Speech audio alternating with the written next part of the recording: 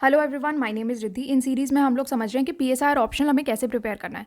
तो मैंने आपको यूनिट बाय यूनिट बताया है कि ये यूनिट आपको कैसे प्रिपेयर करनी है। तो 6 यूनिट हम लोग ऑलरेडी समझ चुके हैं। ये 7th यूनिट है जिसमें हम समझेंगे कि कैसे हमें ये प्रिपरेशन अपनी रखनी है। तो 7वीं यूनिट है concept of power, hegemony, ideology, legitimacy. तो सबसे पहले तो हम जो टॉपिक्स हैं उसी को ही तोड़ तोड़ के देखेंगे। तो एक तो क्या होता है कि जो भी आपकी सिलेबस का टॉपिक है उस पर डायरेक्ट क्वेश्चंस बन जाते हैं। जैसे कंसेप्ट ऑफ पावर है तो इस पर डायरेक्ट क्वेश्चन आएगा। फिर हेजीमनी है, इस पे डायरेक्ट क्वेश्चन। आइडियोलॉजी पे डायरेक्ट क्वेश्चन और लेजिटिमेसी पे डायरेक्ट क्वेश्चन। ठीक है, तो ये तो आपको पता लग गया सीधा सिलेबस से। अब सिलेबस की तो हेडिंग्स हो गई, इसकी आप कुछ सब हेडिंग्स भी होंगी। इनमें से कैसे क्वेश्चंस पूछे जाएंगे उस चीज़ के लिए हमें रेफ़र करना पड़ेगा प्रीवियस ईयर क्वेश्चंस। जैसे कि यहाँ पर आप देख सकते हो सारे पिछले 40 साल के प्रीवियस ईयर क्वेश्चंस हम लोगों ने यहाँ पर कवर किए हैं। ये फ्री बुकलेट अवेलेबल है synopsisize.com वेबसाइट पर। आप जाओगे पीएसआर ऑप्शनल कोर्स में, आप जाना, वहाँ पर डेमो कंटेंट में आप डाउनलोड कर लेना ये। तो यहाँ पर आपको पता लग जाएगा कि वेटेज क्या होती है। सबसे पहली चीज़ तो वेटेज बहुत इंपॉर्टेंट है, क्योंकि उससे क्या होगा आपको ये समझ में आ जाएगा ये टॉपिक ज़्यादा इंपॉर्टेंट है तो इसको हमें पहले करना है, इसकी वेटेज ज़्यादा है, इसमें से क्वेश्चन ज़्यादा पूछे जाते हैं। जैसे कंसेप्ट ऑफ पावर है, आप देख सकते हो इसमें से क्वेश्चन ज़्यादा पूछे जा रहे हैं।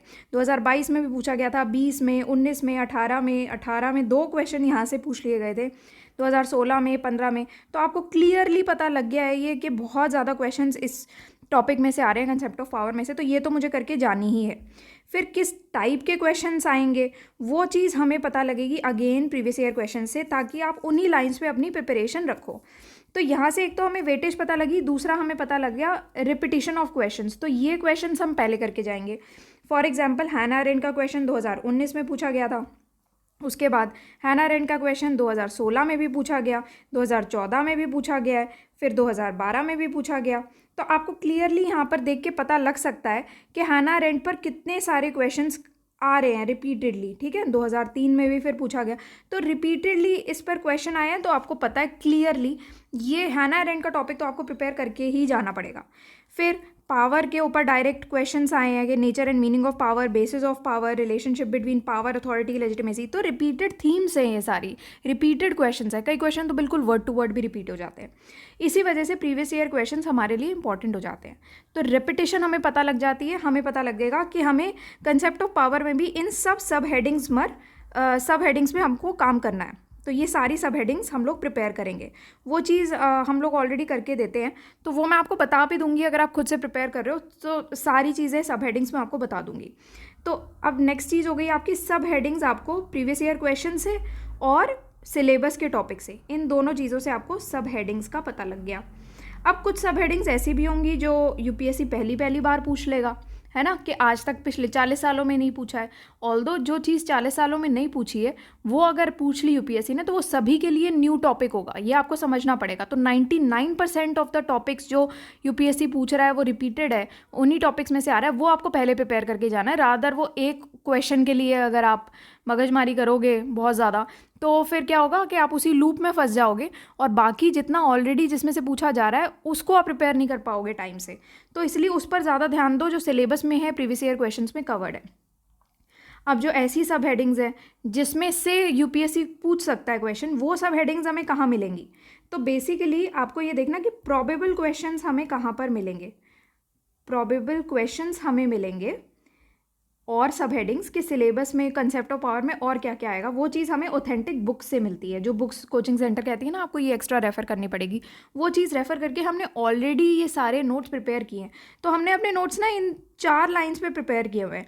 सबसे पहले आपकी सिलेबस की सारी हेडिंग्स, फिर प्रीवियस ईयर क्वेश्चंस पिछले 40 साल के हमने यहाँ पर कवर किए हैं नोट्स में। फिर हमने सब हेडिंग्स सारी कवर कर लिए हैं, जो भी प्रीवियस ईयर क्वेश्चंस में आई हैं उनको भी डिटेल में कवर कर लिया। एक तो previous year question directly cover हो गया जो भी पूछा हुआ है, फिर उस प्रीवियस ईयर क्वेश्चन की जो थीम होगी उसको भी तो आपको थोड़ा सा डिटेल में पढ़ना पड़ेगा ना, कि उस थीम पे एक साल पूछ लिया, अगले साल उसी थीम पर कुछ और क्वेश्चन भी तो पूछ सकता है। तो वो सब हेडिंग एज अ प्रॉपर सब हेडिंग आपको प्रिपेयर करना पड़ेगा, तो वो चीज़ हमने की है। फिर प्रोबेबल क्वेश्चंस के लिए कुछ ऑथेंटिक बुक्स रेफर की हैं जिससे कि आपको बिल्कुल क्लैरिटी हो जाएगी। तो अब ये बुक्स वगैरह ये सारी चीज़ें मैं आपको बता दूंगी। इवन मैं आपको स्ट्रक्चर भी सारा एक्सप्लेन कर दूंगी कि किस स्ट्रक्चर में आपको ये सारा अपना प्रिपरेशन रखना है। ठीक है, तो वो चीज़ भी आपको समझ आ जाएगा। तो जैसे सिलेबस में ये टॉपिक है, सिलेबस आप प्लीज़ यूपीएससी की ऑफिशियल वेबसाइट से ही डाउनलोड करना, क्योंकि आप अलग अलग वेबसाइट पे जाके अगर डाउनलोड करोगे आपको समझ में आएगा कि गलत दिया होता है सिलेबस। इसलिए यूपीएससी की ऑफिशियल वेबसाइट से ही ये डाउनलोड करना। Concept of power, hegemony, ideology, legitimacy, इन तीनों सब हेडिंग्स में इसको तोड़ के पढ़ना होगा, और कंसेप्ट ऑफ पावर अलग से आपको ये पढ़ना पड़ेगा। रिपीटेशन ऑफ क्वेश्चन मैंने आपको यहाँ पर दिखाए हैं। कंसेप्ट ऑफ पावर में भी किस तरीके से क्वेश्चन आए हैं। 2015 में से पावर अथॉरिटी के बीच का डिस्टिंक्शन पूछ लिया। 2000 हैना एरेंट का मैंने आपको सारा दिखाई दिया। 2011 का क्वेश्चन पूछा हुआ है, कंपैरेटिव एग्जामिनेशन करना है मार्क्स और वेबर का ऑन पावर। देन फूको के कुछ इन्वर्टेड कॉमा करके इनका कुछ कोड दिया हुआ है यहाँ पर, 2010 का क्वेश्चन है। तो इसके लिए अगर आप फूको की ही कुछ रेफरेंस मटेरियल रेफ़र करोगे तो बहुत अच्छा रहेगा। 2008 में politics as a power concept. तो इसी तरीके से ये सारे क्वेश्चंस पूछे हुए हैं, कुछ थिंकर्स इसमें ऐड किए हुए हैं। तो हर एक टॉपिक में एक इंपॉर्टेंट थिंकर ज़रूर होता है, उन थिंकर्स को आपको करके जाना ज़रूरी है। तो ये थिंकर्स भी हम साथ साथ पढ़ेंगे। फिर कंसेप्ट ऑफ हेजिमनी आता है, इसमें आप रेपिटेशन देख सकते हो, 2019 में आया है। According to Gramsci, hegemony is primarily based on the organisation of consent. Gramsci's concept of hegemony, Gramsci's notion of organic intellectual, Gramsci. फिर 2008 में ग्रामसीज कंसेप्ट ऑफ हेजिमनी, बहुत ही डायरेक्ट क्वेश्चन। 2004 में Gramsci's a theoretician of superstructures give reason in support of your answer. तो आप देख सकते हो 2019 में, 16 में, 15 में, 13 में, 8 में, 4 में, तो ये सारे क्वेश्चंस ग्रामसी पे आए हुए हैं, है ना। तो आपको क्लियरली पता है कि कंसेप्ट ऑफ हेजिमनी में ग्रामसी पर तो प्रिपेयर करना ही पड़ेगा। इससे आपको वेटेज भी समझ में आ गई, इम्पॉर्टेंस भी समझ में आ गई इन क्वेश्चंस की, प्रीवियस ईयर क्वेश्चंस की, और साथ में ये भी समझ में आ गया कि हमें किन लाइंस पर अपनी प्रिपरेशन करनी है, कौन से ऐसे टॉपिक्स हैं, कौन से सब हेडिंग्स हैं जिनको हमें प्रिपेयर करके जाना है। फिर कंसेप्ट ऑफ आइडियोलॉजी आता है, जिसमें 2021 में एक ही क्वेश्चन पूछा हुआ है कि political ideology is primarily concern with the allocation and utilization of power. तो एक ही क्वेश्चन आया है, आप देख सकते हो, तो आप वेटेज थोड़ी सी इसकी समझ जाओगे। जिसमें से ज़्यादा क्वेश्चन नहीं आए हैं, जैसे फॉर एग्जांपल इसमें से एक ही क्वेश्चन आया बहुत रीसेंट टाइम्स में, बट स्टिल एक है तो इसको एंड के लिए आप रख सकते हो। बट स्टिल टॉपिक तो इंपॉर्टेंट रहेगा ही, क्योंकि दोबारा पूछ सकता है। एक आया है, हो सकता है 2023 में एक आ जाए, है ना। फिर कंसेप्ट ऑफ लेजिटिमेसी है, जिसमें 2021 में ही क्वेश्चन पूछा था। Tools of legitimation of the state, crisis of legitimacy, Habermas का 2015 का क्वेश्चन है। फिर 2014 में मेंटेनेंस ऑफ लेजिटिमेसी। फिर 2012 में कंसेप्ट ऑफ लेजिटिमेसी हेजिमनी। 1997 में मॉन्टेस्क्यू का क्वेश्चन आया हुआ है, ठीक है, उन कोड करके बताया हुआ है। तो ये सारे क्वेश्चंस हैं जिन लाइंस पर आपको अपनी प्रिपरेशन रखनी है। ये सारी सब हेडिंग्स में आपको डिवाइड करके प्रिपेयर करना है। अब मैं आपको स्ट्रक्चर भी बता देती हूँ। स्ट्रक्चर हमने 2 तरीके से बनाया है। सबसे पहले सिलेबस की हेडिंग, रादर 3 तरीके से, सिलेबस की हेडिंग को तोड़ तोड़ के, ठीक है। नेक्स्ट सिलेबस हेडिंग, फिर प्रीवियस ईयर क्वेश्चन की सारी सब हेडिंग्स, उसके बाद बुक्स रेफ़र करके सारी हेडिंग्स बना ली गई हैं। तो यहाँ पर ये चीज़ बनाई गई है। कंसेप्ट ऑफ पावर लिखोगे आप, इंट्रोड्यूस करोगे उसके कुछ थिंकर्स लिखोगे, नेचर ऑफ पावर बताओगे, forms of power, forms of power में पॉलिटिकल पावर ज़रूर मेंशन करना, क्योंकि क्वेश्चन ऑलरेडी पूछा हुआ है इसमें। एडवांस रीडिंग मटेरियल जो कि पेड कोर्स में अवेलेबल था, उसके लिए हमने रियलिस्टिक पर्सपेक्टिव रिगार्डिंग पावर ये पढ़ा। फिर difference between power and authority, तो डायरेक्ट रिपीटेटिव क्वेश्चन है, इसलिए पावर अथॉरिटी बताओगे। फिर बताओगे आप reliance on authority affecting the nature of power, इस पर भी क्वेश्चन आया हुआ है, इसलिए हम इस कंटेक्स्ट में पढ़ेंगे कि अथॉरिटी और पावर को थोड़ा सा रिलेट करके। थ्योरीज ऑफ पावर पढ़ेंगे हम अलग अलग, जिसमें हम फूको का क्या पर्सपेक्टिव है पावर में, ठीक है। तो जो भी थिंकर्स ने ये पावर पर बात की है, जिसमें से क्वेश्चंस भी ऑलरेडी यूपीएससी पूछ चुका है, तो उसी लाइंस पर हम लोग बात करेंगे कि फूको ने क्या कहा पावर पे। फिर सी राइट मिल्स ने का भी क्वेश्चन आया था, वो भी पढ़ेंगे। मार्क्स और वेबर के कंसेप्ट पढ़ेंगे हम। मसोलिनी पढ़ेंगे। हैना एरेंट तो बहुत ही ज़्यादा इंपॉर्टेंट है, वो पढ़ेंगे हम डिटेल में। फिर नेक्स्ट आएगा आपका theory of circulation of elites, इस पर भी डायरेक्ट क्वेश्चन पूछा हुआ है, इस वजह से हम ये पढ़ेंगे। तो इंट्रोडक्शन इसका देंगे, फिर कंसेप्ट आप बताओगे, कैरेक्टरिस्टिक्स बताओगे, क्रिटिसाइज करके कंक्लूड कर दोगे। तो कोई भी चीज़ें होती हैं ना, आप एप्लीकेशन बेस्ड क्वेश्चन इसमें ज़रूर ध्यान रखना। काफ़ी आजकल यूपीएससी एप्लीकेशन बेस्ड या कंटेम्प्रेरी रेलेवेंस पर क्वेश्चन पूछता है, वो आपको हर टॉपिक में ज़रूर प्रिपेयर करके जाना है। तो इसमें कंटेम्प्रेरी रेलेवेंस में इंडिया और वर्ल्ड के कंटेक्स्ट में थोड़ा थोड़ा आप इसमें समझ लेना, ताकि आपको एग्ज़ाम टाइम में अगर पूछा जाए तो याद आ जाए। कंसेप्ट ऑफ हेजिमनी है, तो इसमें आप इंट्रोडक्शन दोगे इसमें, और फिर ग्रामसी की थ्योरी ऑफ हेजिमनी जो कि बहुत इंपॉर्टेंट है, सारे क्वेश्चन ही यहीं से आए हैं। तो ये आप बताओगे, इसको इंट्रोड्यूस करोगे, कंसेप्ट ऑफ हेजिमनी बताओगे according to Gramsci's point of view, ठीक है। फिर इसका डिफरेंस बताओगे, हेजिमनी और डोमिनेशन में डिफरेंस क्या है ग्रामसी के हिसाब से। फिर सुपर स्ट्रक्चर थ्योरी क्या है ग्रामसी के, देन ऑर्गेनिक इंटेलेक्चुअल्स ग्रामसी के पॉइंट ऑफ व्यू से, ये सारा आपको डिस्कस करना है। आइडियोलॉजी के कंसेप्ट में आपको इंट्रोड्यूस करना है इसको, हिस्टोरिकल बैकग्राउंड थोड़ा सा आप दोगे, थिंकर्स पर्सपेक्टिव बताओगे, पॉलिटिकल आइडियोलॉजी पावर पर बात करोगे। लेजिटिमेसी में आप इंट्रोड्यूस करोगे इसको कि क्या होता है लेजिटिमेसी, फिर अलग अलग पर्सपेक्टिव्स बताओगे लेजिटिमेसी के। Tools of legitimacy of state, जिसमें 2021 में डायरेक्ट क्वेश्चन पूछा हुआ था, तो ये हम डिस्कस करेंगे। देन क्राइसिस ऑफ लेजिटिमेसी, इस पर भी डायरेक्ट क्वेश्चन पूछा था, इस वजह से हम ये पढ़ने वाले हैं। In fact different perspectives on legitimacy पर भी क्वेश्चन पूछा था, लेजिटिमेसी और हेजिमनी के डिफरेंस पर भी क्वेश्चन पूछा है। तो आपको यही सारे लाइंस पर अपनी प्रिपरेशन रखनी है, ये सारे स्ट्रक्चर के हिसाब से आप प्रिपेयर करोगे। आपके 40 साल के सारे क्वेश्चंस इन्हीं सारी सब हेडिंग्स में कवर हो जाने हैं, इसके अलावा आपको कुछ भी करने की एक्स्ट्रा नीड नहीं पड़ेगी। कुछ और क्वेश्चंस एप्लीकेशन बेस्ड जो होंगे उनके हिसाब से आप इन्हीं के अंडर सब हेडिंग बना लेना अपने आप से, जो लोग खुद प्रिपेयर कर रहे हैं उनके लिए स्ट्रक्चर है।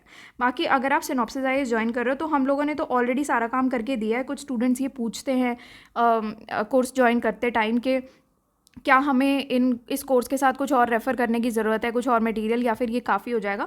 तो इसके अलावा आप कुछ भी रेफ़र मत करना, कुछ भी नीड ही नहीं है रेफ़र करने की। ऑलरेडी हम लोगों ने अच्छी बुक्स रेफ़र करके ही ये मटेरियल बनाया हुआ है, जिससे आपका कोई क्वेश्चन बचता नहीं है। सारे questions previous year questions cover होंगे, सारे टॉपिक्स कवर होंगे और प्रोबेबल टॉपिक्स भी कवर होंगे।